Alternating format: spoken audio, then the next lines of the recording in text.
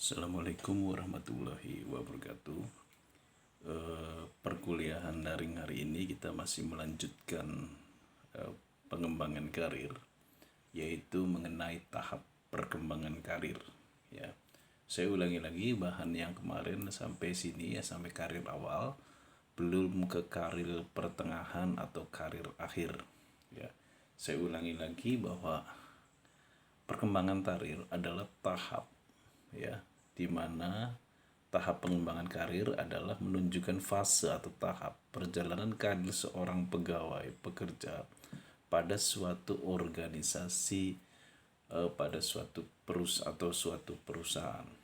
Jadi Anda nanti suatu saat kalau bekerja di sebuah instansi atau di sebuah organisasi, apakah itu perusahaan swasta atau perusahaan BUMN atau perusahaan atau instansi pemerintah, maksudnya Anda jadi ASN, pasti akan mengalami hampir sama sebetulnya. Ada mengalami 3 fase, yaitu karir awal, karir pertengahan, dan karir akhir. Ya, jadi di sini ada 3 fase. Kemarin kita bahas mengenai yaitu karir awal. Ya, karir awal itu adalah karir ketika seorang pekerja ini mulai masuk ke sebuah perusahaan, pertama kali masuk. Yang pertama, tahap masuk. Saya ambil contoh saja begini. Ketika Anda mulai masuk kerja, Anda telah lulus dari D3 komputer, kemudian Anda masuk kerja. Di sini Anda akan mengalami tahap masuk. Ya, ini. Jadi di sini karyawan bagaimana dia mencoba mencari pekerjaan yang sesuai dengan keahliannya. Mungkin kalau Anda sekolah di komputer, pasti Anda ingin suatu saat masuk di bagian komputer, ya. Tidak mungkin Anda kuliah di komputer kemudian Anda berkeinginan untuk masuk di bagian memasak, misalkan seperti chef, atau Anda masuk ke bagian mesin misalkan. Tapi bisa jadi Anda kuliah di komputer karena Anda hobinya memasak, misalkan Anda bisa jadi masuk ke bagian chef itu. Nah, itu persoalan lain lagi. Tapi biasanya rata-rata mereka yang kuliah di bidang tertentu, ya pasti dia akan mencoba mencari keahlian yang sesuai dengan teori yang dia dapatkan di bangku kuliah. Nah, terus kemudian juga dia pengalaman dan preferensi minatnya. Ya, jadi di sini dia mencoba mempelajari skillnya sesuai tidak dengan perusahaan.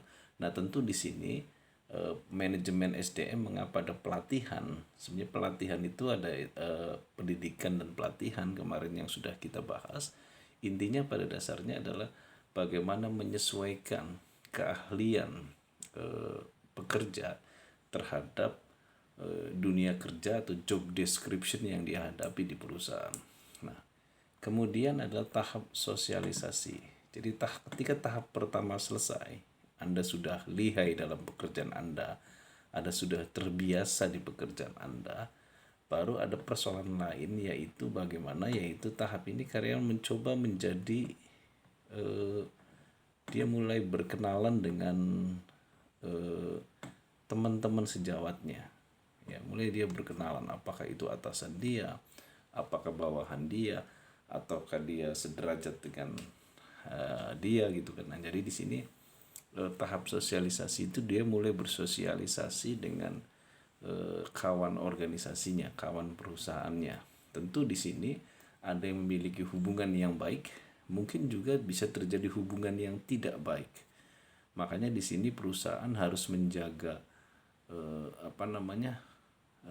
persatuan atau silaturahmi antar, atau menjaga mengurangi konflik antar karyawan. Tujuannya adalah untuk meningkatkan motivasi. Kemarin kita bahas ya, ada namanya teori MSDM, hubungan antar manusia, bahwa kualitas hubungan antar manusia berpengaruh terhadap motivasi kerja. Nah, setelah tahap bersosialisasi ini masa awal, Anda di sini mungkin mulai menikah, ya, atau karyawan mulai menikah. Ya, kalau Anda itu apabila Anda umpamakan karyawan, ya. Anda mulai menikah kemudian berkeluarga, mungkin persoalan konflik dengan teman Anda sudah tidak jadi masalah, skill Anda sudah tidak jadi masalah karena sesuai dengan pekerjaan. Nah, tahap penataan ini dia mulai mencoba karena di keluarga juga tidak selamanya harmonis, bisa juga ada konflik. Nah, apakah si karyawan ini bisa menyelesaikan, tidak membawa konflik keluarga tersebut ke dalam organisasi, sebab ini juga akan menjadi kendala ya bagi produktivitas, bagi motivasi kerja apabila persoalan keluarga ini masuk ke dalam pekerjaannya. Nah, maka di sini kenapa di dalam MSDM itu harus ada orang yang ahli di bidang psikologi, karena dia harus membaca itu. So dalam teori MSDM yang modern itu melihat pekerja itu seperti manusia. Ada problem-problem lain yang di luar pekerjaannya yang justru mengganggu pekerjaannya. Nah, tentu ini perlu bimbingan konseling ya bagi para pekerja yang mengalami permasalahan ini. Nah, selanjutnya adalah karir pertengahan. Ya, karir pertengahan ini karir puncak. Apa sih karir puncak ini? Tapi tidak semua orang sama ya, karirnya sama. Ya, ada beberapa orang yang berbeda. Ada orang itu karirnya di situ saja, ada karirnya juga singkat gitu kan. Ada juga karirnya cemerlang atau karirnya baik-baik, semakin menanjak karirnya. Nah, tentu ini yang disebut dengan karir pertengahan. Pada tahap ini, individu selanjutnya bergerak dalam suatu periode stabilisasi. Ya, dia sudah mulai produktif, mungkin pendapatannya juga sudah mulai besar, tapi di satu sisi tanggung jawab semakin tinggi jabatan, tentu di sini adalah tanggung jawabnya. Nah, di sini ya menjadi semakin tampak, memikul semakin bertambah. Nah, artinya semakin tinggi jabatan, maka tentu tanggung jawab baju semakin besar. Ya, bisa jadi kalau dia karirnya di puncak, ya. Karir puncak ini begini.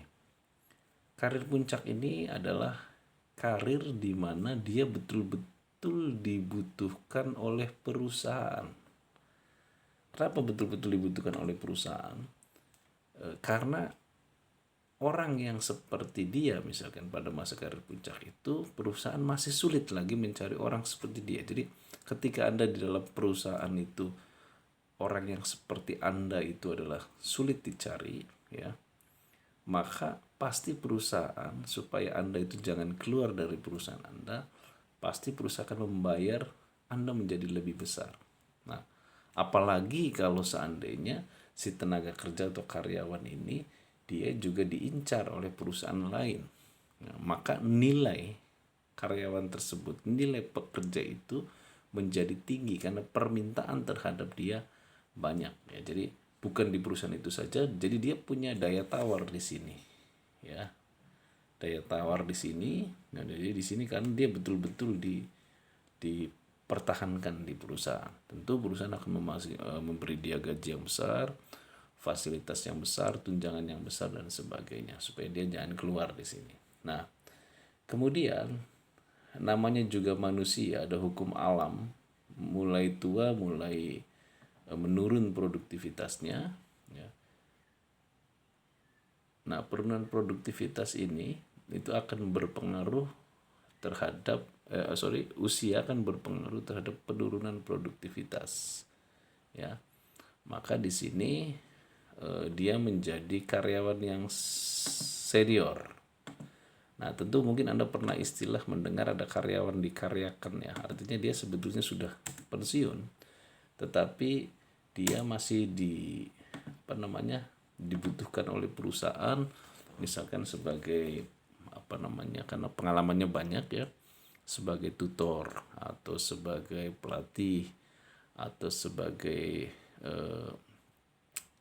pekerjaan-pekerjaan lain, tapi pekerjaannya tidak seberat ketika dia belum pensiun dulu. Nah, ini ada juga pekerja-pekerja dia. Jadi biasanya perusahaan untuk menghormati dia karena masa tuanya dia masih cukup punya tenaga dan sebagainya.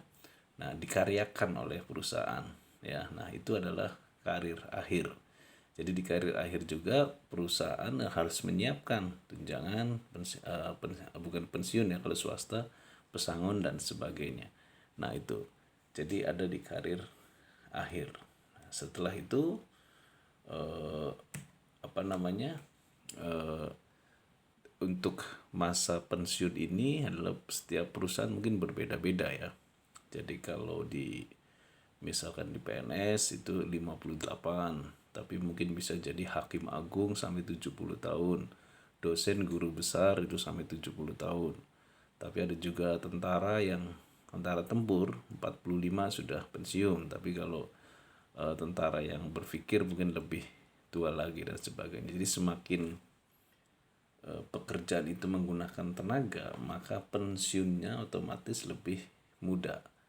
Ya, semakin kita menggunakan pikiran kita, tenaganya tidak banyak digunakan, maka semakin tua pensiun kita. Nah, makanya Anda kalau pensiunnya ini pekerjaan Anda jangan menggunakan tenaga, karena menggunakan tenaga batas ininya lebih pendek, batas produktivitasnya. Nah, itu adalah eh, gambaran mengenai 3 macam karir, yaitu karir awal, karir pertengahan, ya, dan karir akhir. Nah, itu. Oke. Kita akan masuk ke bab baru, yaitu mengenai kompensasi, ya. Kita akan masuk bab baru mengenai kompensasi. Nanti di kompensasi ini kita akan mempelajari apa itu gaji atau salaries, apa itu wage ya atau upah, apa itu tunjangan, kemudian apa itu insentif dan sebagainya ya. Kita bahas dulu apa sih kompensasi ini ya. Kompensasi sebenarnya memiliki pengertian yang lebih luas daripada upah dan gaji. Upah dan gaji lebih menekankan balas jasa yang bersifat finansial, sedangkan kompensasi bukan saja menyangkut balas jasa yang bersifat tapi juga non konvensional. Nah, jadi kita masuk ke definisinya ya. Ya. Kompensasi adalah harga untuk jasa yang diterima oleh orang lain bagi kepentingan bagi seseorang badan hukum, atau dalam pengertian lain adalah setiap bentuk pembayaran atau imbalan yang diberikan kepada tenaga kerja atau karyawan dan timbul dari pekerjaan yang dikerjakan. Jadi begini, ini yang alinear 2 tadi saya baca ya. Kompensasi adalah harga untuk jasa yang diterima dibelikan oleh orang lain bagi kepentingan bagi seseorang atau badan hukum atau perusahaan. Jadi begini, Anda bekerja, pasti nomor satu biasanya mengharapkan apa yang disebut dengan kompensasi. Apa itu kompensasi? Kompensasi itu adalah berupa imbalan ketika Anda mengeluarkan tenaga Anda, skill Anda, pemikiran Anda dalam perusahaan atau organisasi, maka dia memberikan balas jasa. Nah, pada alinea pertama ya, kompensasi itu bukan bersifat finansial saja, tetapi juga yang bersifat non finansial. Nanti akan sebutkan ada kompensasi yang dibayar secara uang finansial, ada yang dibayar secara non finansial. Jadi kalau kita lihat pembayaran kompensasi secara besar ada dua. Ya, ini misalkan ada yang bersifat finansial tadi ya. Finansial itu misalkan dalam bentuk uang ya, seperti gaji, upah, insentif, komisi, bonus dan sebagainya. Tapi ada pembayaran yang tidak bersifat keuangan. Misalkan tunjangan rumah. Nah, itu kan misalkan kalau orang Pertamina dapat tunjangan rumah, misalkan rumah di PP misalkan. Itu kan bukan dalam bentuk uang. Atau misalkan mobil, misalkan mobil dinas ya, atau bisa jadi tunjangan asuransi, uangnya kan bukan untuk Anda tapi untuk asuransi, atau misalkan kegiatan liburan. Ini bukan uang ya, maksudnya kegiatan liburan Ini bisa diganti ininya. Jadi bukan uang tapi kegiatan liburan. Iya.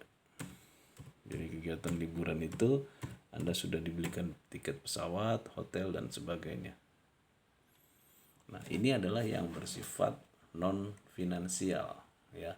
Keuangan secara tak langsung. Kalau yang di A itu adalah pembayaran keuangan secara langsung dalam bentuk uang ini ya.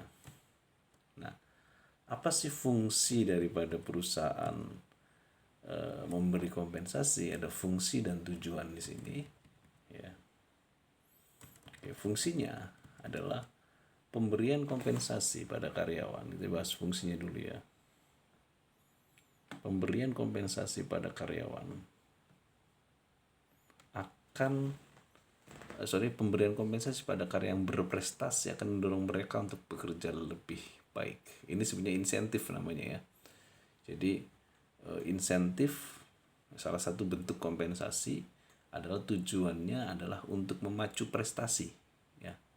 Jadi kompensasi yang berbentuk insentif, nanti kita akan bahas, ada insentif, gaji, ya tunjangan dan sebagainya, nanti kita akan bahas. Itu pemberian kompensasi agar karyawan dia semangat dalam meningkatkan prestasinya. Selanjutnya adalah pemberian kompensasi karyawan mengandung implikasi bahwa akan menggunakan dengan seefisien dan seefektif mungkin. Jadi begini, kalau perusahaan yang rasional, ada resiko ketika dia merekrut karyawan, ada resikonya yaitu dia harus mengeluarkan sejumlah biaya tenaga kerja, apakah itu berupa insentif atau berupa bonus, berupa tunjangan, berupa gaji, berupa upah dan sebagainya. Nah, itu adalah resiko bagi perusahaan, dia mengeluarkan biaya ya, mengeluarkan biaya. Nah, biaya yang dikeluarkan ini bagi karyawan itu yang disebut dengan kompensasi. Nah, maka dari itu perusahaan yang rasional dia akan menghitung jumlah karyawannya seefektif dan seefisien mungkin. Di sini ada kata seefektif dan seefisien mungkin. Ya. Jadi kenapa dalam tenaga kerja di PNS biasanya satu ruangan itu atau satu pekerjaan itu harusnya dikerjakan oleh 3 orang tapi dikerjakan 7 orang. Apa efeknya? Efeknya banyak yang nganggur di dalam pekerjaan itu karena harusnya itu bisa dikerjakan 2 orang tapi pekerjaan. Nah, ini adalah resiko bagi perusahaan ketika dia mengeluarkan uang kompensasi. Makanya di sini dengan adanya kompensasi agar perusahaan bisa menghitung menggunakan tenaga kerja seefisien, seefektif mungkin. Karena tidak efisien dan efektif akan terjadi pemborosan keuangan bagi perusahaan. Ya. Selanjutnya adalah yang C. Itu masih fungsi. Ya. Yang C ini adalah masih fungsi. Ya. Sistem pemberian kompensasi dapat membantu stabilitas organisasi dan mendorong pertumbuhan ekonomi secara makro. Oke, di sini ada 2 kalimat ya. Sistem pemberian kompensasi yang dapat membantu stabilitas organisasi. Artinya begini.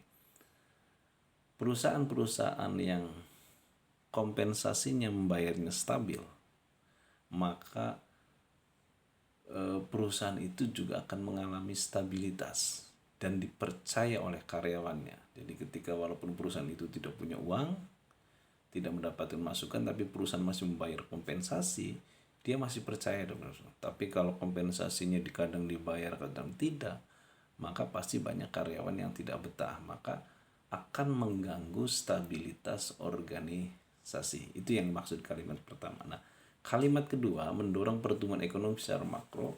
Artinya kalau ini efeknya bukan ke perusahaan saja, tapi efeknya dalam suatu negara. Jadi kalau negara itu memberikan kompensasi, maka efeknya akan meningkatkan daya beli si karyawan. Kalau daya beli karyawannya ada, maka dia akan mengkonsumsi, maka akan terjadi pertumbuhan ekonomi. Anda lihat misalkan di masa COVID ini, ketika banyak orang-orang kehilangan pekerjaannya karena PHK tetap maupun PHK sementara, tentu pertumbuhan ekonomi kita akan akan turun. Sama seperti halnya mengapa COVID ini sekarang pertumbuhan ekonominya turun, ya. Karena apa? Karena permintaannya turun. Permintaan turun, maka ketika permintaan turun, maka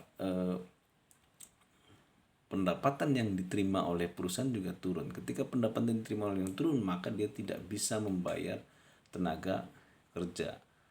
Otomatis pertumbuhan ekonomi kita menjadi minus sekarang karena faktor tadi. Nah, jadi di sini kalimat mendorong pertumbuhan ekonomi itu, jadi kalau semakin banyak perusahaan, maka semakin banyak kompensasi yang diberikan, maka di negara itu atau di daerah itu akan terjadi pertumbuhan ekonomi. Karena pertumbuhan ekonomi itu kan berasal dari pendapatan masyarakat. Pendapatan masyarakat ada karena dia bekerja, karena dibayar oleh perusahaan.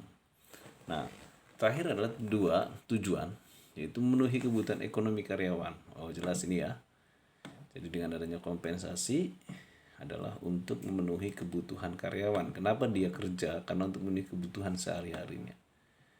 Kemudian meningkatkan produktivitas, ya. Meningkatkan produktivitas itu artinya bahwa dengan adanya kompensasi maka ada semangat kerja, maka ada produktivitas kerja. Memajukan organisasi, jelas ya.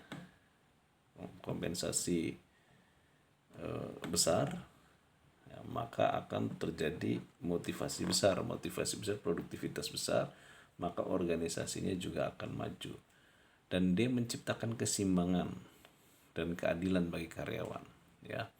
Jadi artinya dengan adanya kompensasi, mengapa ada yang diberikan insentif dan tidak, adalah untuk keadilan, ya. Jadi supaya yang berprestasi itu akan menerima uang lebih dalam bentuk insentif, maka diharapkan yang lain pun bisa berprestasi seperti yang sudah berprestasi. Ya, semakin tinggi jabatan, tanggung jawabnya juga semakin besar. Karena semakin besar, maka kompensasi yang diberikannya juga semakin besar, dan tanggung jawabnya semakin besar. Nah, itu yang dimaksud dengan keseimbangan dan keadilan bagi karyawan. Bayangkan kalau sebuah perusahaan kemudian disamaratakan gajinya, saya kira nanti perusahaan itu tidak stabil. Karena orang-orang yang berprestasi, orang-orang yang ini tidak memiliki motivasi, ya, untuk meningkatkan kinerja kerjanya. Oke, mungkin sampai di sini dulu untuk mata kuliah daring MSDM ini.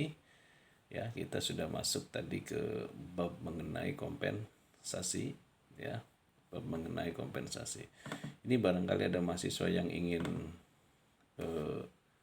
bertanya, silakan. Pertanyaan itu dikolektifkan saja sama sama koordinator kelasnya.